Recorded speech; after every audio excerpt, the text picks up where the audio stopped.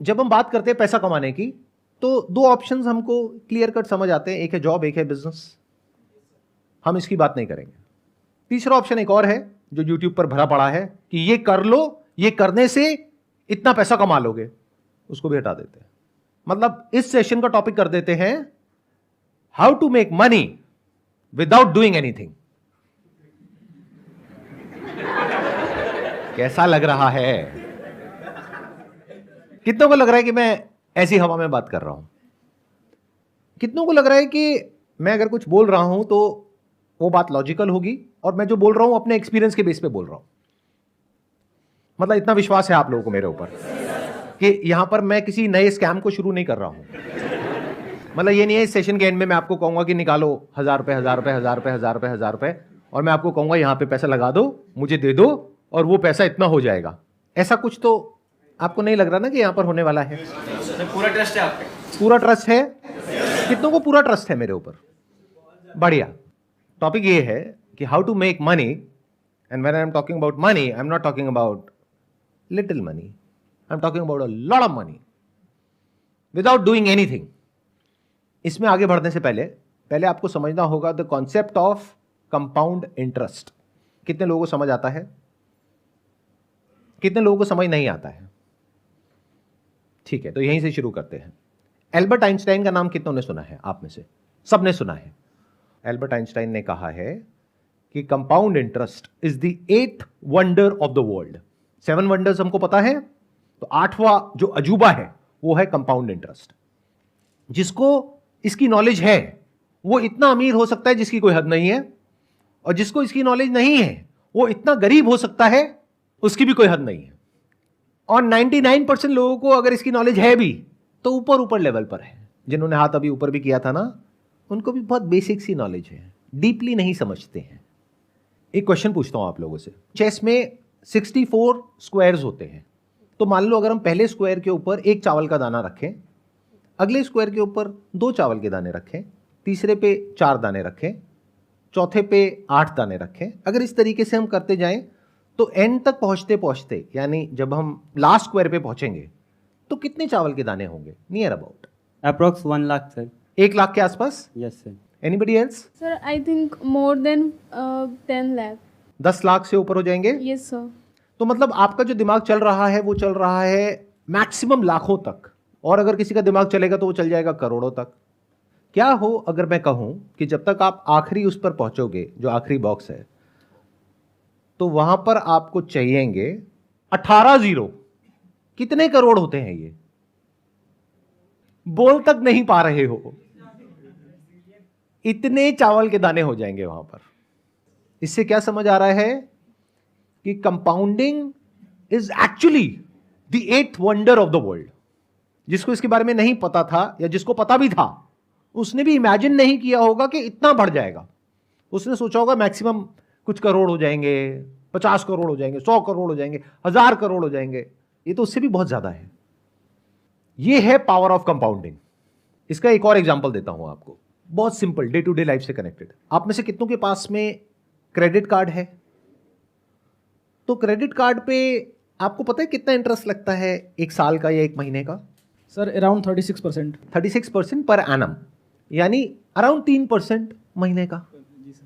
यानी कि 10,000 रुपए आपने क्रेडिट कार्ड कंपनी को टाइम से नहीं दिया तो उस पर कितना रुपए लगेगा? 10,300। 300 रुपए सुनने में बड़ा लगता है तो बहुत छोटा लगता है। अरे 300 रुपए से क्या फर्क पड़ता है? क्रेडिट कार्ड कंपनी बोलती नहीं है कि इसको ईएमआई में ब्रेक कर दो, बट उसमें कितना एक्स्ट्रा लगेगा? सिर्फ 300 रुपए। तो आप कहोगे अच्छा 300 रुपए तो है। इसका मतलब क्या है? आप कंपाउंडिंग को नहीं समझते हो, और नहीं समझते हो तो अभी मैंने क्या कहा था थोड़ी देर पहले कि जो कंपाउंडिंग को नहीं समझता है वो इतना गरीब हो सकता है जिसकी कोई हद नहीं है, और जो समझता है वो इतना अमीर हो सकता है जिसकी कोई हद नहीं है। तो आप अमीर होना तो चाहते हो, लेकिन क्योंकि आप इसको नहीं समझते हो तो आपके जो सारे एक्शंस हैं वो आपको गरीबी की तरफ ले जाएंगे। आप कहोगे 3% ही तो है, क्या फर्क पड़ता है? तो महीने का 3% मतलब साल का कितना हो गया? 36%। ऐसा आपको लग रहा है क्योंकि आप कंपाउंडिंग को नहीं समझते हो। क्योंकि जो 3% आप नहीं भरोगे इस महीने, उसके अगले महीने उस 3% पे भी 3% लगेगा। तो साल के एंड में अगर आप कैलकुलेट करोगे तो वो 36% नहीं है, वो 50% से भी ऊपर है।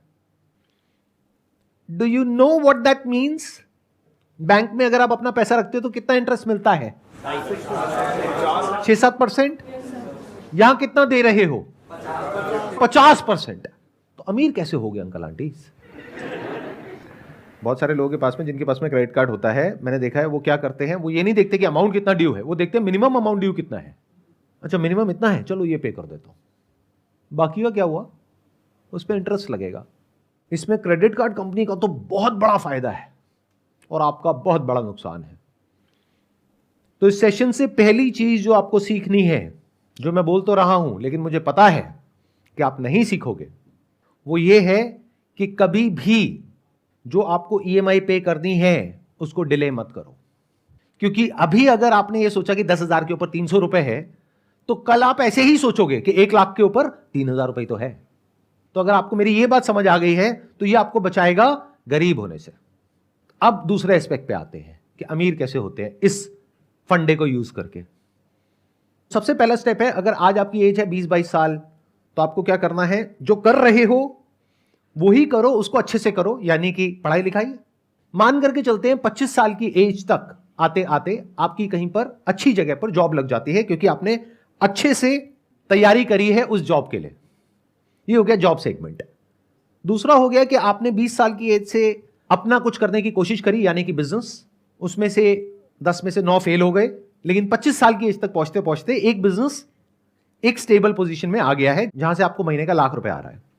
तो चाहे जॉब के रास्ते से चाहे बिजनेस के रास्ते से, मैं मान करके चलता हूं कि 25 साल की एज तक आपको महीने का लाख रुपए आ रहा है। बट क्या लाख रुपए महीना आपको बहुत अमीर बना देगा? क्या इस सच को देख पा रहे हो? आई एम नॉट श्योर कितने लोग देख पा रहे हैं, क्योंकि इन्फ्लेशन बहुत तेजी से बढ़ रहा है। 5 साल बाद जो आप लाख रुपए महीने का कमाओगे, उस टाइम उसकी वैल्यू आज के हिसाब से अंदाजा 50-60 हजार रुपए होगी। तो बहुत ज्यादा नहीं है। अभी सुनने में आपको लग रहा होगा लाख रुपए महीना, बट बहुत बड़ा नहीं है। तो अगर आप इसको अचीव कर लेते हो, तब हम नेक्स्ट स्टेप पे जा सकते हैं। यानी क्या, 25 साल की एज में आपने लाख रुपए महीना कमाना शुरू किया, यानी साल का कितना कमाया? 12 लाख रुपए। 5 साल में कितना कमाया? 60 लाख। 40 लाख आपका खर्चा हो गया, 20 लाख आपने बचाया। वो भी अगर बहुत सेंसिबली आपने अपने खर्चों को कंट्रोल किया तब। अगर बेवकूफों की तरह किया तो कुछ नहीं बचने वाला, उल्टा उस वक्त आप कर्जे में हो गए। लेकिन अगर तरीके से जिया, सेंसिबली जिया, बिना अपने आसपास में लोगों को देखे कि वो क्या कर रहे हैं, बल्कि इस गोल के साथ में कि मेरे पास में 30 साल की एज में 20 लाख की सेविंग होनी चाहिए, क्या ये रियलिस्टिक है या आप कहते हो नहीं इतना भी नहीं हो सकता है? अगर इतना भी नहीं हो सकता है तो पहले इसको पॉसिबल करो, फिर बारी आएगी कि how to make money without doing anything. अगर कोई आपको आकर के ये बोल रहा है कि आपके बैंक अकाउंट में कोई पैसा नहीं है, आपके बैंक अकाउंट में 10,000 रुपए है और हम आपको करोड़पति बना देंगे, तो वो 10,000 रुपए आपके अकाउंट से निकलेगा, उस आदमी के अकाउंट में जाएगा, और आपके जैसे और बहुत सारे बेवकूफ मिलेंगे जिनके सबके पैसे उसके पास में जाएंगे। तो आप बनो ना बनो, वो पक्का बनेगा करोड़पति। तो ये मैंने आपको इसकी एलिजिबिलिटी बता दी। 5 साल में कितना कमाया? 60 लाख। 20 लाख आपने बचाया, तो उस 20 लाख का आप क्या करने वाले हो 30 साल की एज में? बहुत सारे लोग तो बहुत ही बड़ी बेवकूफी करते हैं। यानी क्या, ये पैसा उनके बैंक अकाउंट में पड़ा होता है। इसका मतलब उनको कंपाउंड इंटरेस्ट के बारे में कुछ भी नहीं पता है। तो अगर आप ये बेवकूफी करने वाले हो या अभी कर रहे हो, तो सबसे पहले उस पैसे की एफडी करा लो, क्योंकि सेविंग में इंटरेस्ट है 3-4%, एफडी में है 7%। और आजकल तो बहुत सारे बैंक्स ऐसे हैं जहां पर ऑटोमेटिकली ये काम हो जाता है। अब जो न्यू एज बैंक्स हैं वहां पे ये काम ऑटोमेटिकली हो जाता है, यानी आपको मैनुअली नहीं करना पड़ता, कि जैसे ही आपका बैलेंस एक पर्टिकुलर अमाउंट के ऊपर जाता है तो ऑटोमेटिकली एफडी बन जाती है, ऑटोमेटिकली टूट जाती है, उसमें पेनल्टी भी नहीं लगती है। ऐसे भी बैंक्स हैं, तो रिसर्च करो ऐसे कौन से बैंक्स हैं। इसका कितना बड़ा बेनिफिट होगा आपको, अभी आप कैलकुलेट नहीं कर सकते, जैसे वो चेस में आप कैलकुलेट नहीं कर पाए थे। 10-20 साल में अमाउंट कितना बड़ा हो जाएगा आप सोच भी नहीं सकते, अगर सिर्फ यही करते हो जितना मैंने कहा है। तो क्या जो मैंने कहा था वो एक लेवल पे सच नहीं हो गया है? How to make money without doing anything. अभी देखना एक एक स्टेप हम और आगे बढ़ते रहेंगे। मतलब आपने क्या किया, दो काम करे अभी तक। एक, कोई भी ऐसा लोन नहीं लिया जिसका इंटरेस्ट बहुत हाई हो, एक आपने ये किया। दूसरा, पैसे को आइडल नहीं छोड़ा, अपने सेविंग्स अकाउंट में या करंट अकाउंट में उसकी एफडी करा ली। अगर सिर्फ ये दो काम करे तो you are already making a lot of money without doing anything. लेकिन अब आप कहते हो कि नहीं सर, ये जो तरीका आपने बताया इसमें मैं समझ रहा हूं कि मैं पैसा कमाऊंगा लेकिन मैं और कमाना चाहता हूं, तो उसका क्या तरीका है? तो अब ध्यान से समझना कि पैसा कमाते कैसे हैं, यानी वेल्थ कैसे क्रिएट होती है। अपना एग्जांपल दूं, उससे आई थिंक आप ज़्यादा अच्छे से रिलेट कर पाओगे। हमारा जो बिजनेस है वो है स्टॉक फोटोग्राफी का। आप में से कुछ लोगों को पता होगा, कुछ को नहीं पता होगा, क्योंकि उसके बारे में मैं बात नहीं करता हूं अपने सेशंस में, बट शॉर्ट में बता देता हूं वहां पे हम क्या करते हैं। हम कुछ इमेजेस प्रोड्यूस करते हैं या फोटोग्राफर से लेते हैं, फिर उसको आगे उसका लाइसेंस देते हैं बड़े बड़े ब्रांड्स को। तो जितनी भी आप एड्स देखते हो न्यूज़पेपर्स में, मैगजीन्स में, ऑनलाइन ऑफलाइन, उसमें जो बड़े बड़े ब्रांड्स की जो एड्स होती हैं, जहाँ पर कुछ मॉडल्स होते हैं, मान लो कुछ फैमिलीज हैं, कपल्स हैं, वो जो फोटोग्राफ्स हैं, वो there is a strong possibility वो हमसे लेते हैं अगर वहाँ पर कोई इंडियन फेस है तो, क्योंकि इंडियन फेसेस की हमारी पूरे वर्ल्ड की सबसे बड़ी कलेक्शन है। लेकिन आने वाले टाइम में इस बिजनेस के ऊपर एक बहुत बड़ा थ्रेट है because of AI, artificial intelligence. क्योंकि अब क्या हो रहा है, बहुत सारे ऐसे सॉफ्टवेयर आ गए हैं, बहुत सारे ऐसे प्लेटफॉर्म्स आ गए हैं, जैसे मिड जर्नी है, जहां पर के आप जाओ और कुछ प्रॉम्प्ट दो और वो आपको बिल्कुल रियलिस्टिक इमेजेस बना करके दे देगा। तो अगर वो इमेजेस वहां से आपको फ्री में मिल जाएगी, ऑलमोस्ट फ्री में मिल जाएगी, तो कोई हमसे इमेजेस क्यों खरीदेगा? देखो, तीनों सिनारियोस पकड़ लेते हैं कि मेरे अपने बिजनेस में कितने रिटर्न आने वाली है गोइंग फॉरवर्ड अगले 5-10 साल में। या तो 0%, या अगर कुछ बहुत कमाल का हमने कर दिया जो हम कर रहे हैं तो 10%। और अगर हम इस थ्रेट को ढंग से मैनेज नहीं कर पाए, यानी जो एआई की वजह से हमारे बिजनेस पे थ्रेट है उसको हम ढंग से मैनेज नहीं कर पाए, तो बिजनेस हो सकता है 10% से गिरने लग जाए हर साल का। तो मैंने कैलकुलेशंस करी कि अगर मेरे पास में इतना अमाउंट है, अगर उसको मैं अपने बिजनेस में लगाता हूं तो वहां पे in the best case scenario return आएगी 10%। तो क्या कहीं कोई और बिजनेस है जहां पर मैं पैसा लगाता हूं तो रिटर्न आएगी 25 से 30%? तो उस बिजनेस में पैसा लगाना बेटर है या अपने बिजनेस में पैसा लगाना बेटर है? Does it making some sense to you guys?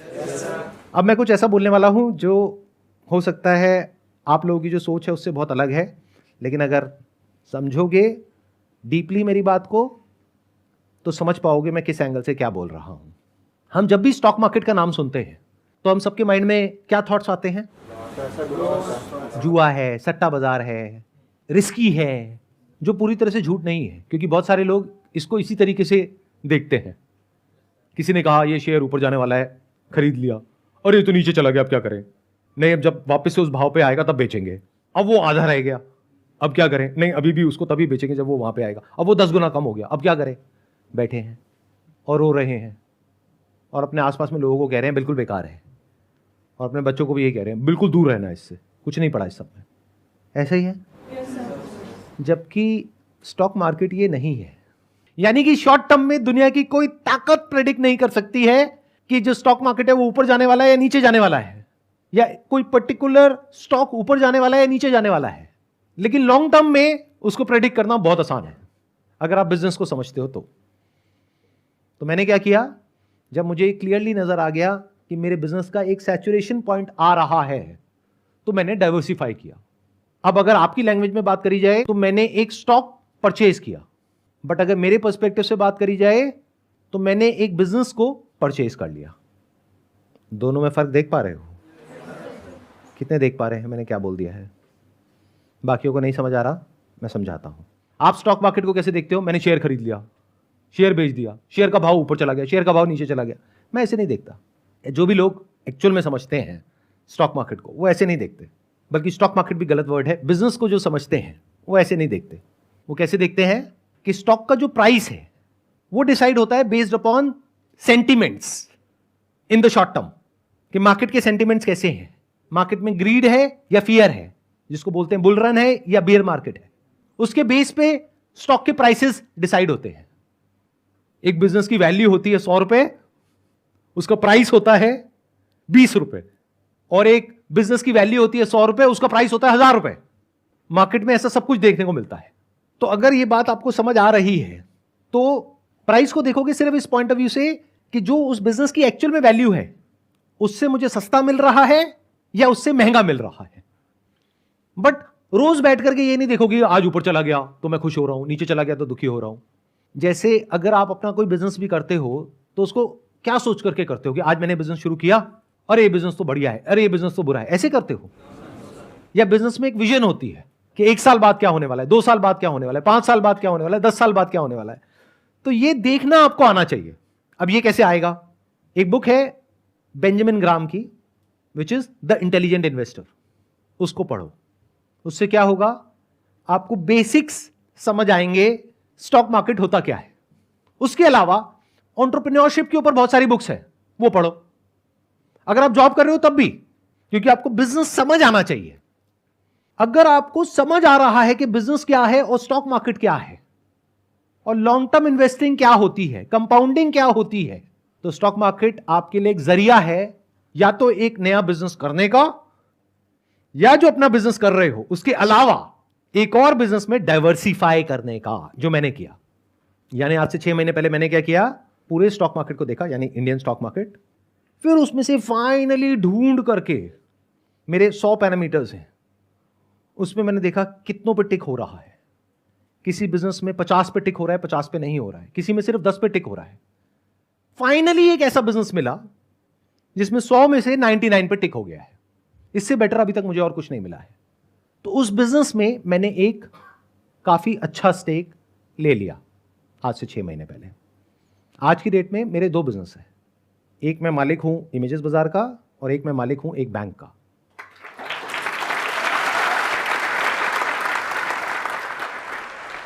अब जब मैंने ये बोला, आपने तालियां बजाई, इसका मतलब क्या है? आपको ये लग रहा है कि मैंने पूरा का पूरा बैंक खरीद लिया। अरे नहीं भैया, I am one of the owners of that bank. Owner कौन होता है और एम्प्लॉय कौन होता है? जो उस बैंक का मैनेजमेंट है वो एम्प्लॉइज हैं, जो उस बैंक का सीईओ है वो एम्प्लॉय है उस बैंक का, उसको सैलरी मिलती है। बट मालिक कौन है? Share holder is the owner. तो I am the share holder of that particular bank. अब वो बैंक, मेरी कैलकुलेशन कहती है on the most conservative side, it will give me a return of around 30% CAGR in the next 10 years. क्यों? क्योंकि मुझे उस बैंक के बिजनेस मॉडल के बारे में पता है, उसकी सारी एनुअल रिपोर्ट्स होती है वो मैंने पढ़ी है, उसकी अर्निंग्स कॉल सुनी है, उस बैंक में मैंने अकाउंट भी खुलवाया है ताकि कस्टमर के पॉइंट ऑफ व्यू से भी पता लगे।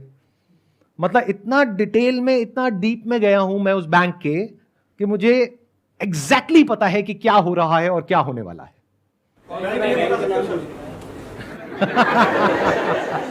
सर एक काम करो ना सर, बैंक का नाम ही बता दो। बिल्कुल नहीं बताने वाला। क्यों? क्योंकि अगर मैं ये बताता हूं तो 2 वजह है ना बताने की। एक, लीगली ये बताना ठीक नहीं है from the regulation point of view, कि मैं ऐसे अगर आता हूं और आकर के आपको बताता हूं तो वो एक तरह से सलाह हो गई। तो I can not give you any advice. तो मैं आपको नहीं बता रहा कि उसका नाम क्या है, खुद फिगर आउट करो। अगर मैंने आपको नाम बता भी दिया बैंक का, आपने खरीद भी लिया, तब भी आप डरे रहोगे। जैसे उस बैंक के शेयर का प्राइस है वो मानो 1 साल बाद आधा रह गया, तो वैसे तो आपके पास में मेरा फोन नंबर नहीं है, लेकिन अगर होगा तो फोन करोगे, सर ये क्या हो गया, सर मैं लुट गया, मैं बर्बाद हो गया। क्यों? क्योंकि स्टॉक मार्केट तो समझ आया नहीं है आपको, ना बिजनेस समझ आया है। Never blind trust anyone. Blind trust का मतलब यही है कि आप कुछ देख ही नहीं पा रहे हो, बस किसी के पीछे पीछे चल रहे हो। वहां पर हमेशा डर रहता है।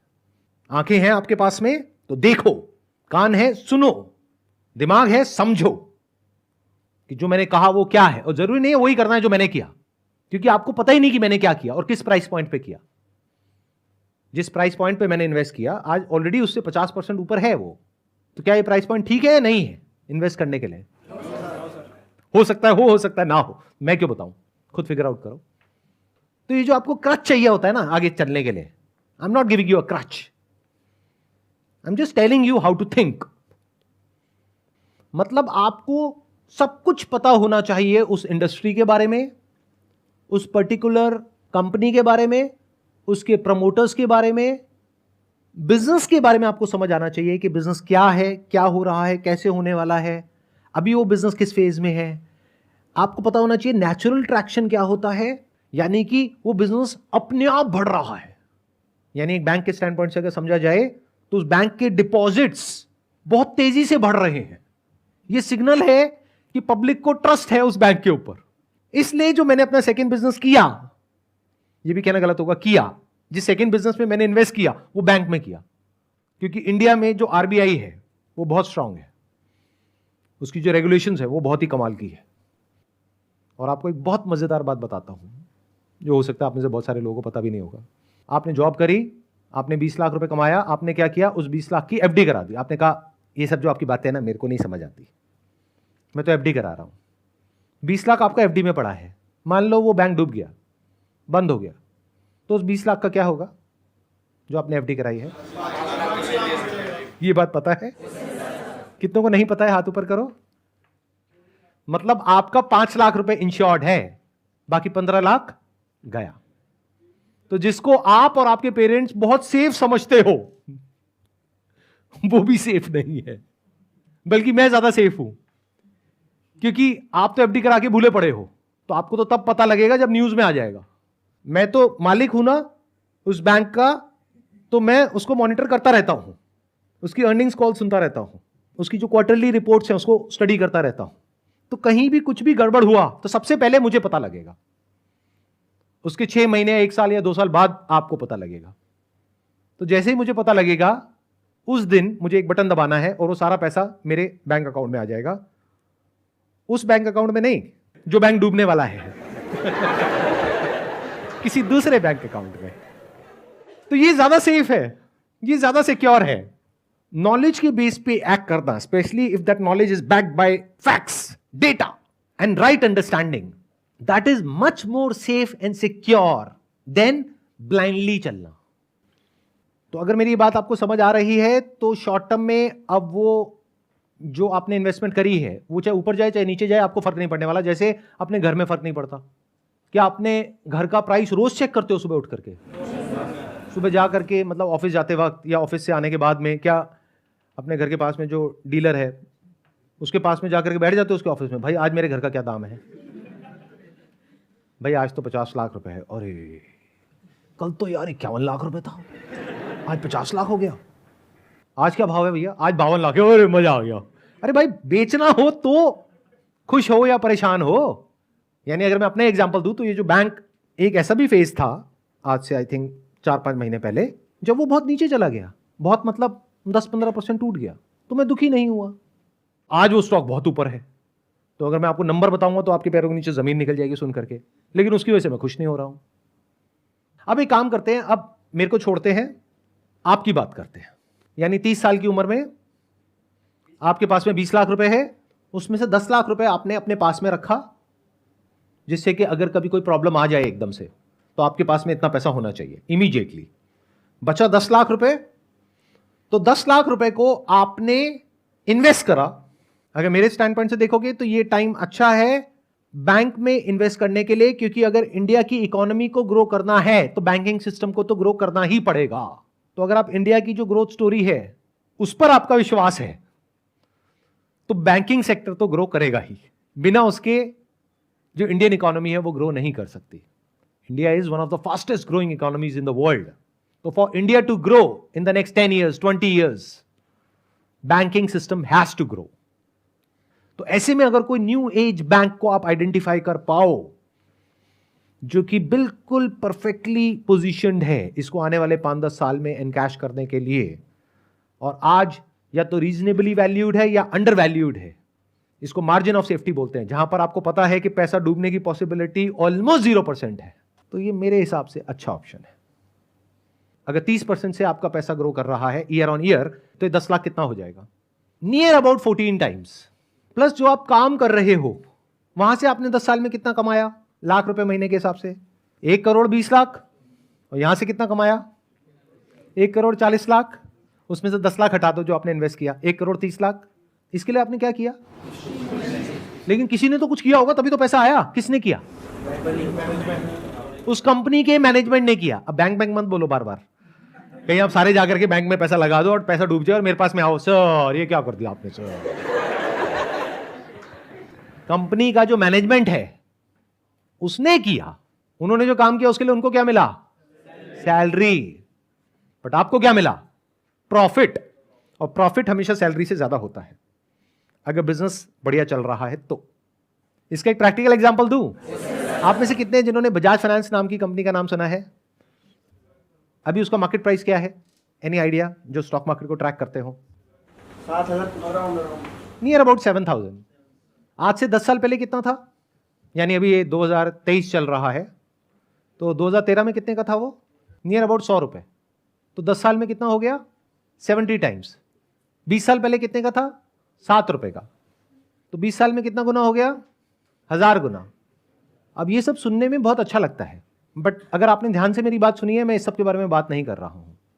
इस चक्कर में क्या होता है, बहुत सारे लोग जब स्टॉक मार्केट में घुसते हैं तो इन एक्सपेक्टेशंस के साथ घुसते हैं कि हमको अगला बजाज फाइनेंस ढूंढना है जो आज 7 रुपए का हो और वो आने वाले 20 साल बाद 7,000 का हो जाए। इस चक्कर में उनका वो जो 7 रुपए है वो भी 70 पैसे रह जाता है 20 साल बाद। तो मैं इसकी बात कर ही नहीं रहा हूं, यानी मैं पेनी स्टॉक्स की बात नहीं कर रहा हूं, मैं स्मॉल कैप की बात नहीं कर रहा हूं।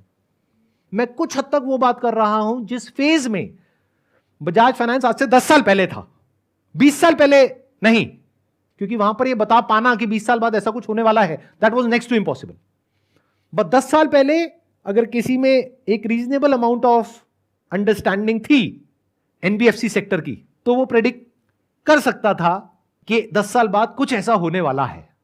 तो मैं बात कर रहा हूं उस वक्त वहां पर एंटर करो जब रिस्क कम हो और रिटर्न की पॉसिबिलिटी बहुत ज्यादा हो। मैंने क्या कहा? आपका पैसा 10 साल में कितना गुना हो जाएगा अगर 30% की रिटर्न आई तो? 14 टाइम्स। और बजाज फाइनेंस कितना हुआ पिछले 10 साल में? 70 गुना। तो मैं 70 गुने की बात ही नहीं कर रहा हूं, मैं ये 50% कैगर की बात नहीं कर रहा हूं, मैं 25-30% की बात कर रहा हूं। और रिस्क को मिनिमाइज करने के लिए मैंने बैंकिंग सेक्टर को चूज किया, because I have fair amount of understanding of that कि वो कैसे काम करती है। प्लस मैंने जो दाव लगाया है वो आप लोगों की बेवकूफ़ी के ऊपर लगाया है, क्योंकि मुझे पूरा विश्वास है आप लोगों के ऊपर कि मेरी ये वीडियो अपलोड करने के बाद भी आप वही करोगे जो आप करते आए हो। यानी जब क्रेडिट कार्ड का बिल आएगा तो मिनिमम अमाउंट ड्यू देखोगे और वो ही भरोगे, या फिर देखोगे अच्छा 300 रुपये तो है 10,000 पे, कोई नहीं क्या फर्क पड़ता है। तो मुझे पूरा विश्वास है आप लोगों के ऊपर। आई थिंक हिस्ट्री में पहली बार हो रहा है कि मैं अपने ही बिजनेस को खत्म करने का रास्ता आप लोगों को दिखा रहा हूं जिसमें आपका फायदा है। क्योंकि बैंक का फायदा किसमें है? जब आप महंगे से महंगे इंटरेस्ट पे लोन लो ज्यादा से ज्यादा, तब बैंक कमाएगा, तब मैं कमाऊंगा, because I am the owner of that bank. तो मेरा फायदा इसमें है। लेकिन मैंने अपने नुकसान की बात कर दी है। मैंने जो आपको कहा अगर आपने एक्चुअल में वो कर दिया या सबने वो कर दिया तो मैं तो लॉस में चला जाऊंगा। क्यों? क्योंकि आपका जो पैसा सेविंग्स अकाउंट में पड़ा है उसको उठा के आपने एफडी करा दिया, एफडी में आपको मिल गया 7%, ऊपर से आपने महंगे लोन लेना बंद कर दिए। प्लस बैंक के अपने खर्चे भी तो हैं, इंप्लॉइज हैं, सैलरीज हैं, ब्रांचेज हैं, उसका रेंट है। तो बैंक ने क्या कमाया? तो मैं लॉस में चला गया। लेकिन मुझे पता है ये सब जो मैंने कहा है आप ऐसा कुछ भी नहीं करोगे। फिर आप कहोगे कह क्यों रहे हो? अरे ऐसे ही मेरी आदत है सच बोलने की, इसी में तो मजा है। मेरी कैलकुलेशन क्या कह रही है कि इतनी कमाल की वीडियो जिसका नाम इतना कमाल का है कि how to make money without doing anything, उस पर भी व्यूज बहुत ज्यादा नहीं होने वाले हैं इन कंपैरिजन टू जो इंस्टाग्राम पे जो 2 कौड़ी की रील्स होती हैं, उसके कंपैरिजन में इस पर कोई व्यूज नहीं होने वाले हैं।